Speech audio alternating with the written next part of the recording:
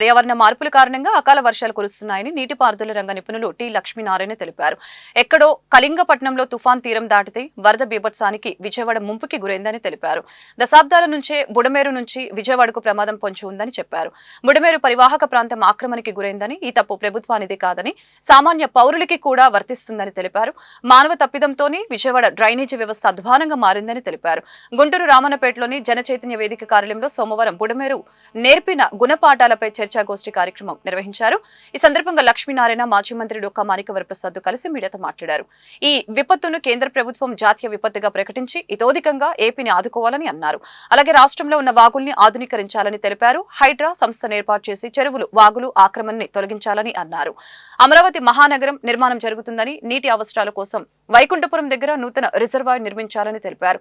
కార్యక్రమంలో జనచైతన్య వేదిక రాష్ట్ర అధ్యక్షుడు వల్లంరెడ్డి లక్ష్మణ్ రెడ్డి, గోపాలకృష్ణ తదితరులు పాల్గొన్నారు. విజయవాడ జరిగిన నష్టం అపారమైంది. దానిలో చాలామంది పేద ప్రజలు, మధ్యతరగతి వర్గాలు బాగా నష్టపోయారు. చాలామంది ప్రాణాలు కోల్పోయారు. వాళ్ళందరినీ ఆదుకోవడానికి ప్రభుత్వం చేస్తున్న కృషి, ముఖ్యంగా గౌరవ ముఖ్యమంత్రి గారు చేస్తున్న కృషి చాలా అపారమైంది. నేను ఈ సందర్భంగా విజ్ఞప్తి చేసేది ఏంటంటే, అక్కడ సింగనగర్ ఆ ప్రాంతాలన్నింటిలో కూడా చాలామంది యువత, చాలామంది యంగ్ పీపుల్ చాలా నష్టపోయారు. చాలా పరిదినాలు నష్టపోయారు. చాలా వాళ్ళకున్న ఎడ్యుకేషన్ అంతా డిస్టర్బ్ అయింది. కాబట్టి అనేక మంది సహాయ కార్యక్రమాలు చేయడానికి అనేక పారిశ్రామికవేత్తలు, పెద్ద పెద్ద సంస్థలు అంతా ముందుకు వస్తూ ఉన్నారు. అక్కడున్న యువతకి స్కిల్ డెవలప్మెంట్ పెట్టి వెంటనే వాళ్ళందరికీ ఉద్యోగ భద్రత కల్పించే విధంగా ఆ ప్రాంతంలో ప్రత్యేక శ్రద్ధ తీసుకోవాలి. బుడమేరు ముంపులో గుణపాఠాలు నేర్చుకొని భవిష్యత్తులో అన్ని వాగులు, అన్ని వంకల్లో ఇలాంటి భవిష్యత్తులో జరిగినప్పుడు ఎలాంటి చర్యలు తీసుకోవాలి, ఇప్పుడే జాగ్రత్త పడితే మంచిది. ఇప్పుడు హైదరాబాద్ హైడ్రా చేస్తూ ఉన్నారు. హైదరాబాద్ కింద చాలా జరుగుతూ ఉంది, డిమాలిషన్ జరుగుతూ. అంటే ఏంటంటే, అది ఇల్లు తగలబడుతుంటే బావి తోకున్నట్టు కాకుండా ముందే బావి తోకుంటే మంచిది.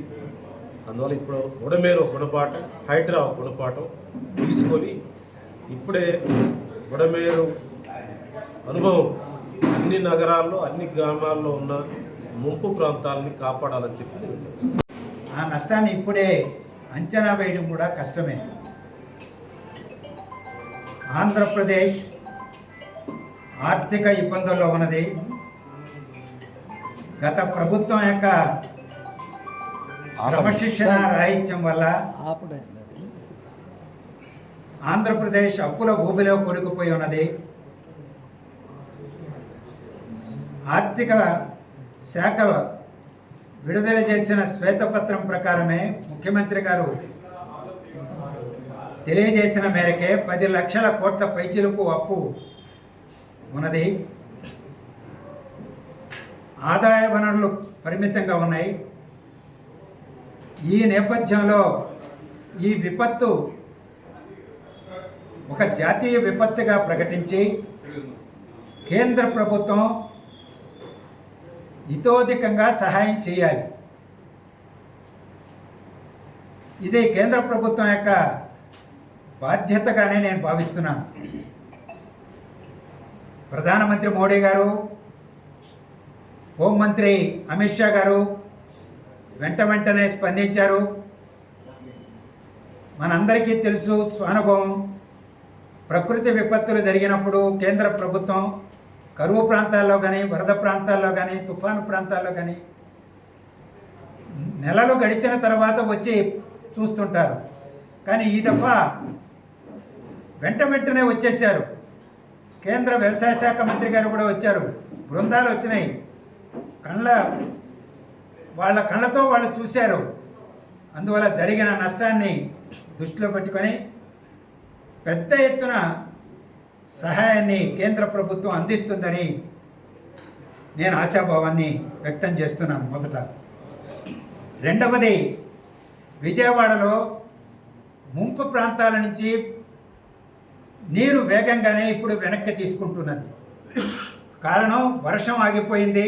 అప్పుడప్పుడు వచ్చి కొద్దిగా ఆందోళనకు గురి చేస్తున్నా, పైభాగంలో మళ్ళీ బుడమేరులేకు కొంత నీరు వస్తున్నప్పటికీ మొన్న నేను చూసిన దాన్ని బట్టి వెలగలేరు రెగ్యులేటర్ దగ్గర నీరు ఇది తగ్గిపోయింది. కిందికి సహజ మార్గంలో బుడమేరు ప్రవాహం ఇప్పుడు లేదు. బుడమేరు డైవర్షన్ కెనాల్ ద్వారా నీరు వస్తున్నది. పడిన గండ్లు మూసేశారు. అక్కడ ఎడమ వైపున పడిన గండ్ల ద్వారానే విజయవాడలోకి నీళ్లు వచ్చాయి. వాటిని పూర్తిగా రాళ్లతో మూసేశారు. కొద్దిపాటి లీకేజీలు ఉన్నాయి, వాటిని కూడా మూసేసే పనులు కొనసాగుతున్నాయి. అవి వర్షం రాకపోతే నీరు ఇంకా విజయవాడ మీదకి రాదు.